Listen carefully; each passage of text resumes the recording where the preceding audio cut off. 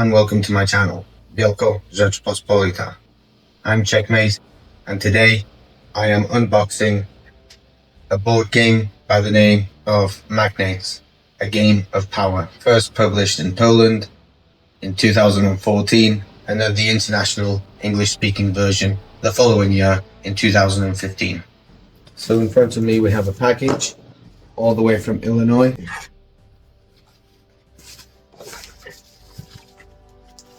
I've located an area at the back that seems to be perfect for a nice and easy incision.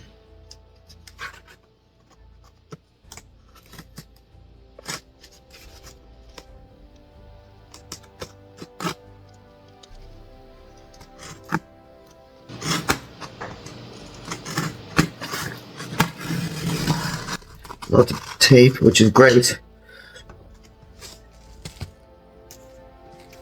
Snips it down.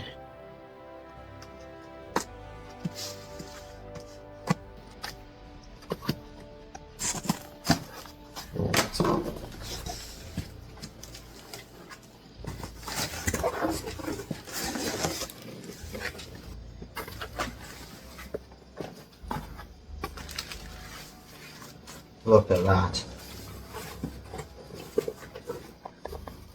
And a lovely sticker saying thank you. Isn't that nice?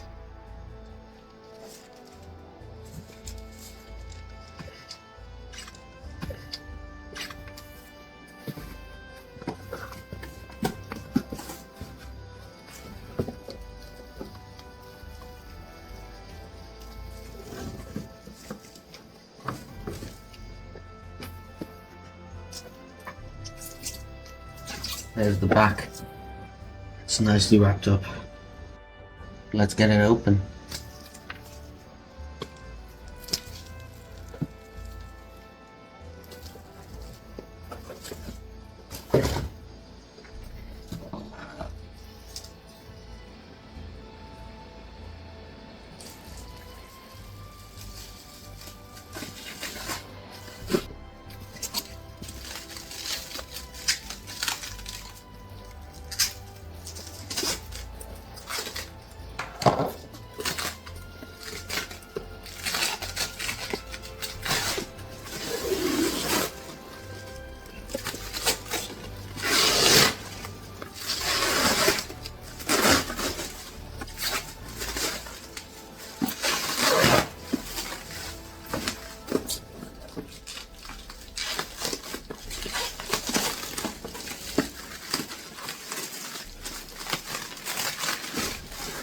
Oh, that feels lovely.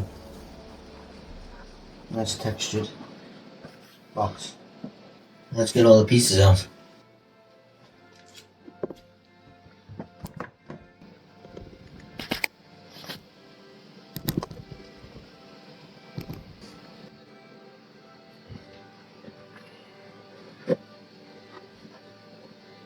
Alright.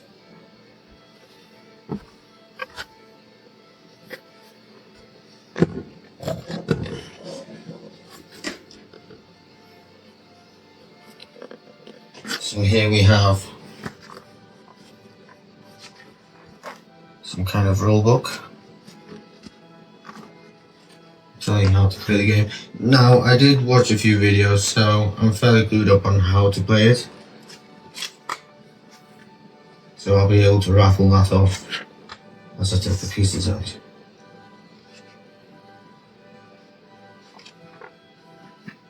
It's extremely detailed. I would like to have seen better looking pieces, but obviously it's a very niche game.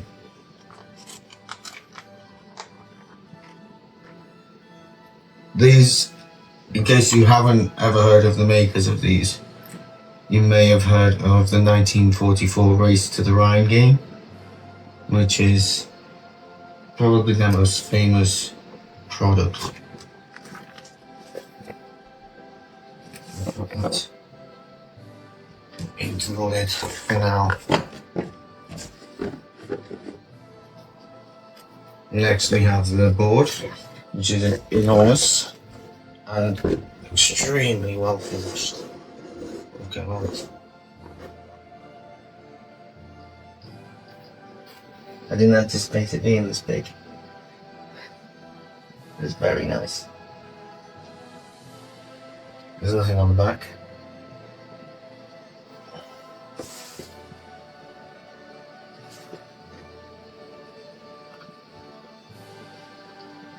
Okay, the best I could do on my counter for now is to fit Poland, Lithuania and Prussia on there, denoted as Borussa, which is the Polish name for it. Up here we've cut off a bit of the Livonian province, but here we can see there's a Silesian province and a Moldavian province in the far east there. So moving on to the pieces, there's plenty of pieces there. There's the fires, which is trouble or some kind, I can't remember what. These are special buildings, so you get a fort, a parliament building in a church, I think, something like that. And then these little guys are the silent Sejm, or the silent parliament, meaning an even deeper level of trouble from outside invaders, I think. So I'll just pop them out there. So I'll just pop them around the Baltic Sea.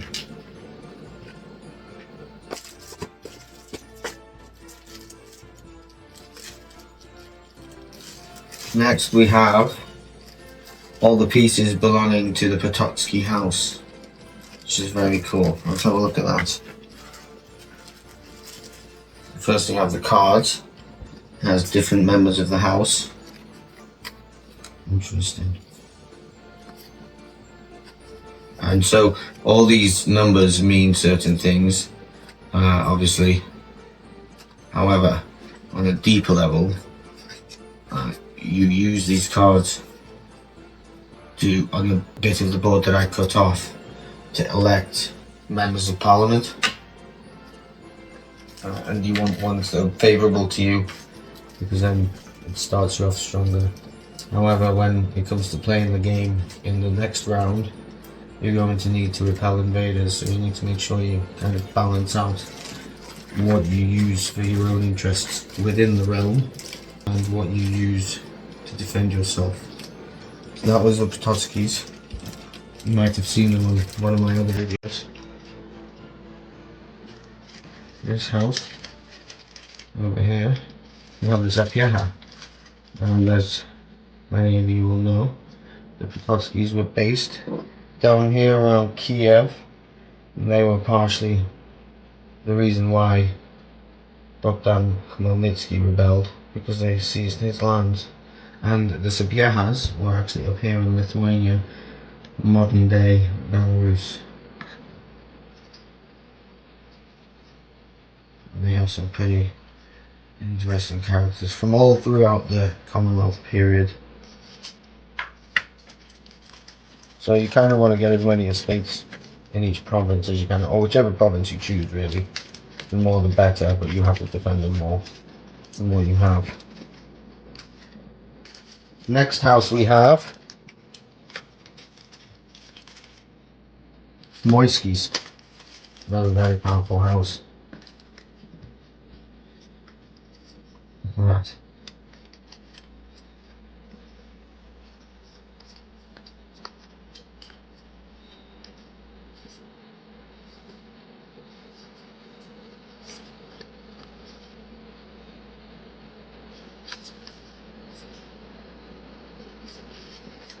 Next house we have the Livonians.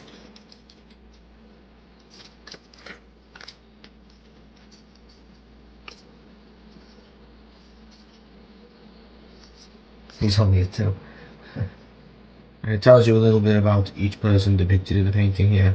So, Proud Equerry, Palatinus of Sandomierz and Krakow, collector of art, poor military leader.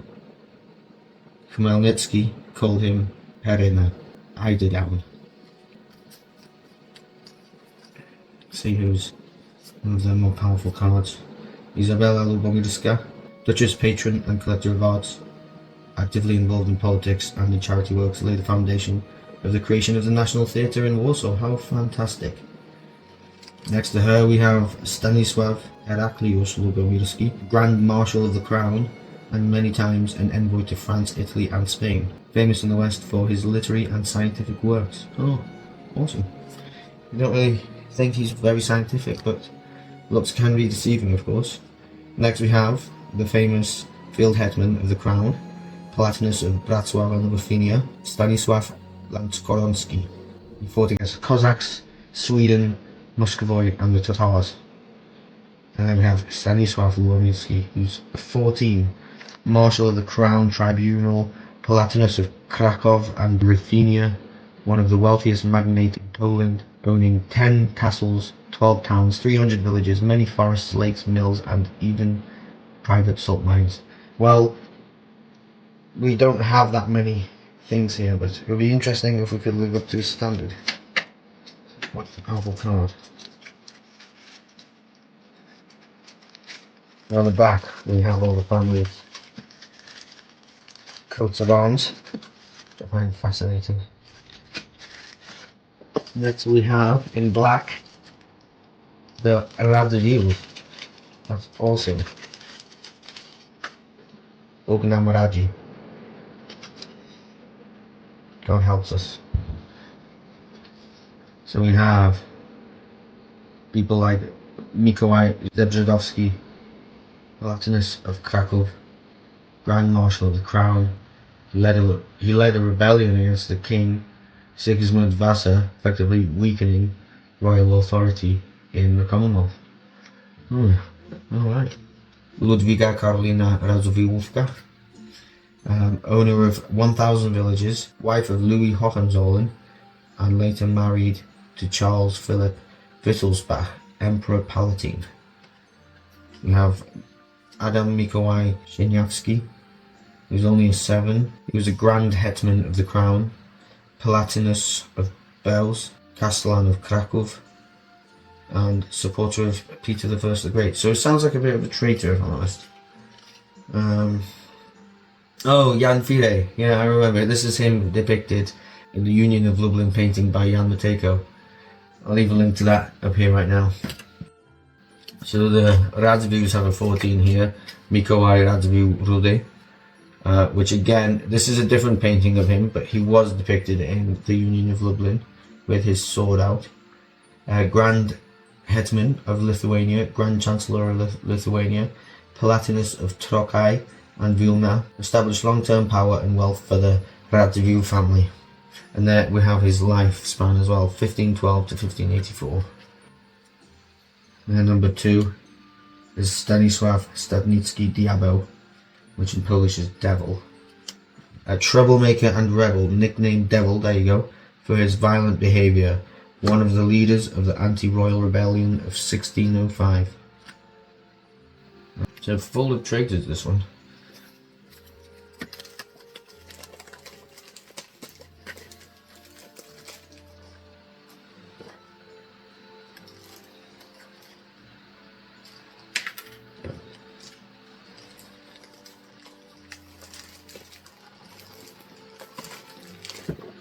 Next inside, we have these pieces here. Let's have a look at them.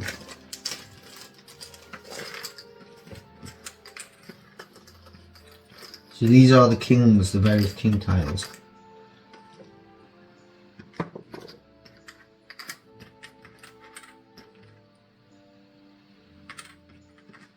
And these tiles are when you gain supremacy over everyone else in a particular region.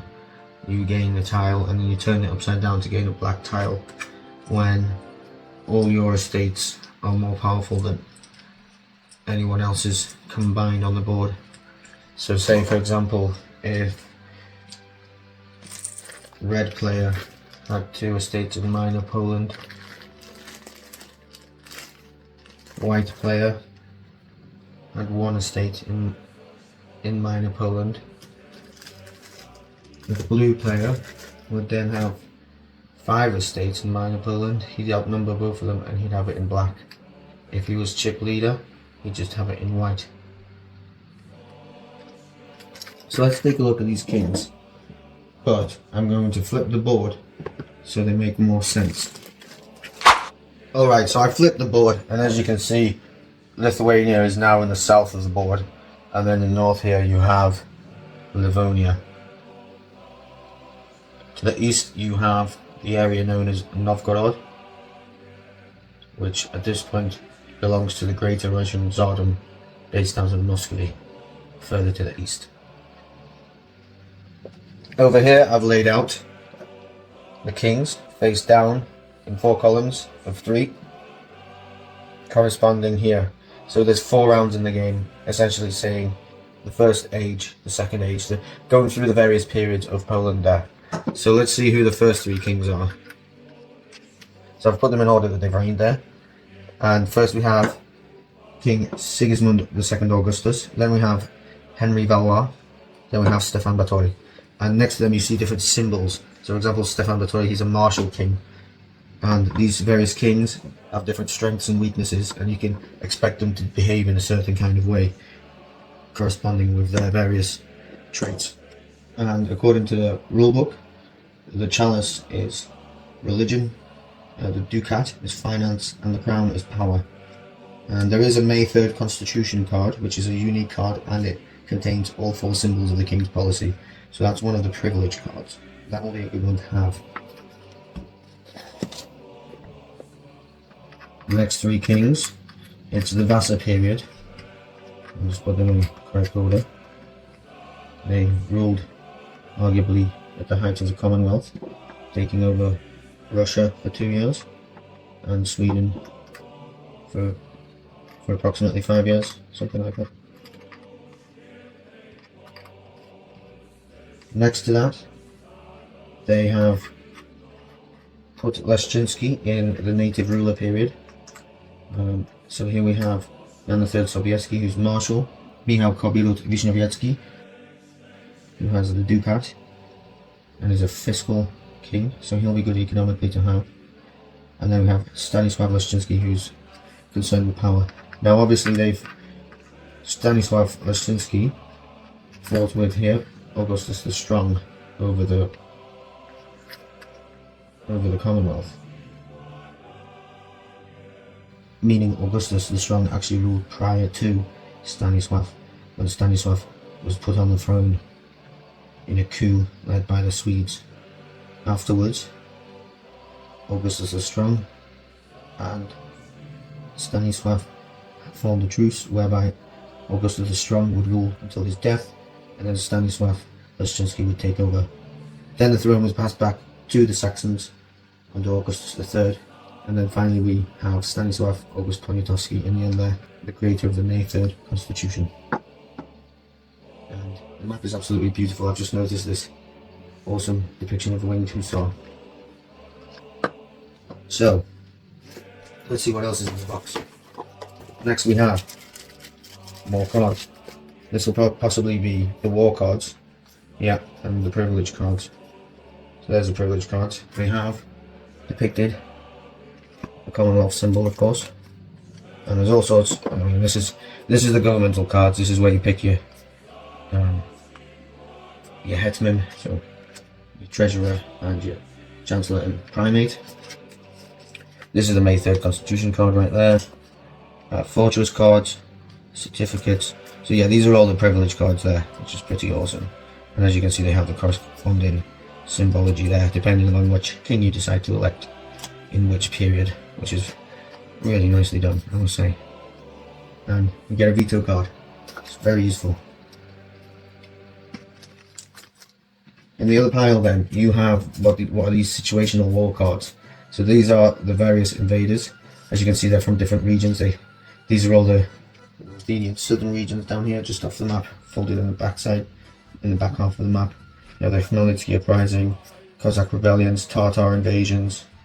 You have Minor Poland as well, and that's got stuff like the Moldavian War, the Ottoman War, and then in the north with Lithuania you have to deal with Moscow and the Livonian War. Another one of Jan Matejko's paintings there that I wish to cover soon. Smolensk War, so hopefully you get Smolensk. The Silent Same with Augustus the Strong. So in white, Greater Poland, You have things like the Deluge to deal with, the Relief for Vienna, and then afterwards you have Prussia, and you have to deal with things like the Swedish War again. You have Prussian homage to deal with.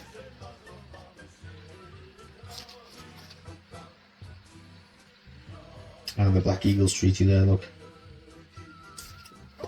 And last but not least in the box there's this leaflet advertising more and more of their products. There's another one to do with Poland there, time in World War II.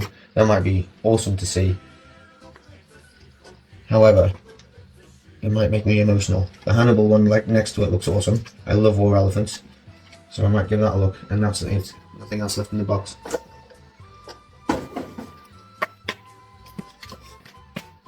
So these are amazing pieces. I love this. I feel like these are a little bit of a letdown. So I have something else planned. Special little double unboxing. I thought about it, and I can buy plimps like these from Amazon. I don't know if that's their proper name.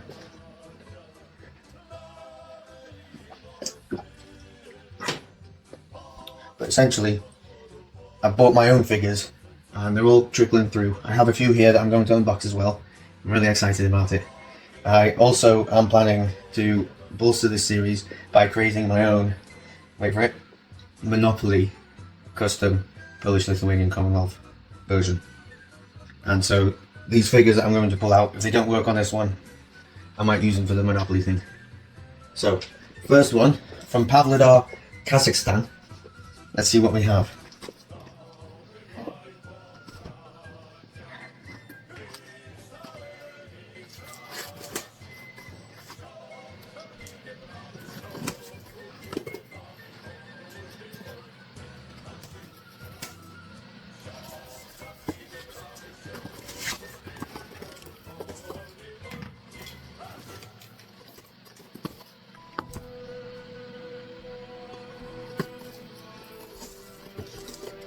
Let's open the board this time, eh? One thing I've noticed about this box that I'm really in love with is the amount of stamps they gave to me. I think that's so cool. I'd love to travel this easily. Make you think of what it's like over there in Kazakhstan.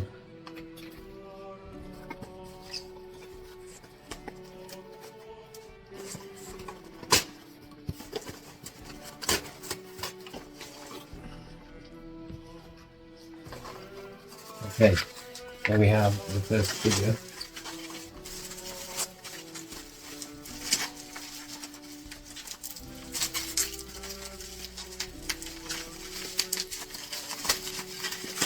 So I can have these various plints that I can purchase from pretty much anywhere. I've seen some on Amazon, for example, and I can have them corresponding with, you know, blue for Lithuania, black for Borussia, things like that, or to the corresponding families. So here's the first one. His musket's a little bit bent. It's okay, he's come a very long way from a very remote and beautiful place. So that's the first one. It's bigger and heavier than I thought, but that's fine. Look at that. So maybe he could be yellow for Ruthenia, or something like that. Next we have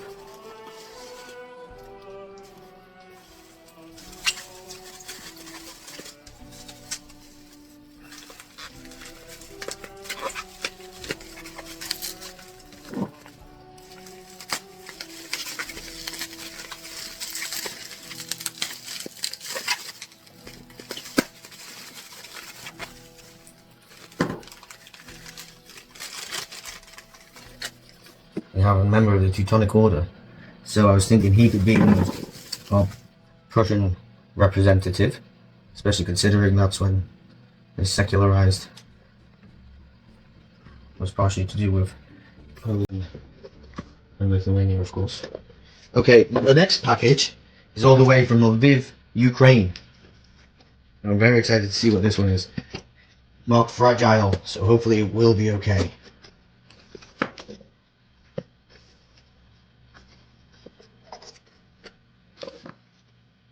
A bit of a dent on this side.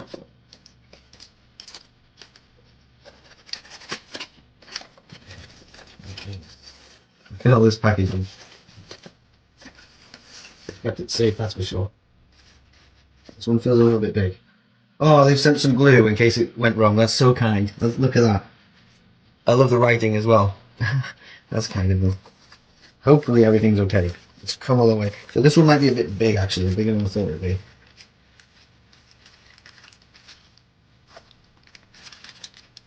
Let's be able to packaging anyway. There's something else in here. Oh, I have two in here.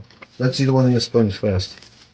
The one in the sponge is a cross-sword Cossack. Look at that. So he'd probably definitely be in yellow if we bought a little coloured plinth for him.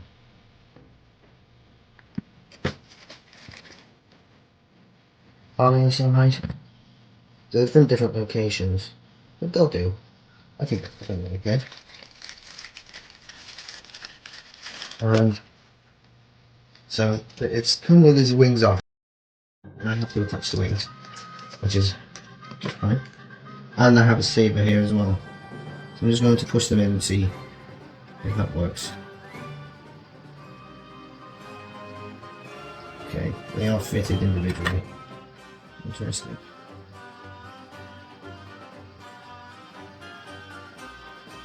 That goes in there.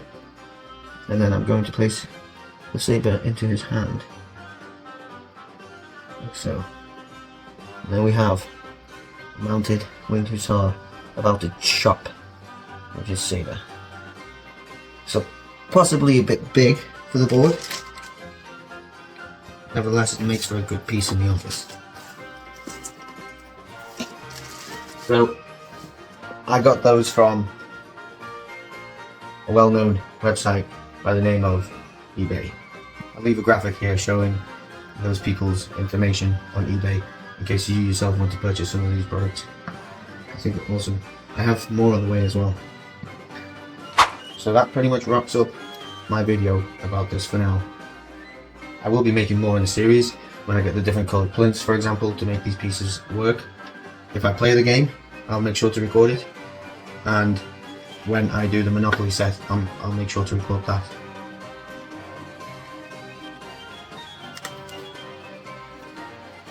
My next video on this channel will be another painting video.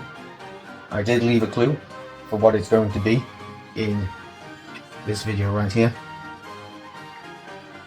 in case you missed it already, but I'll leave you today with a second clue to see if you can figure out what the painting is going to be about. Or maybe even the painting itself. The quote goes as follows: "If you are the Sultan, come and lead your armies. If I am the Sultan, I command you to come and lead my armies." Thank you very much for watching, and I'll see you next time.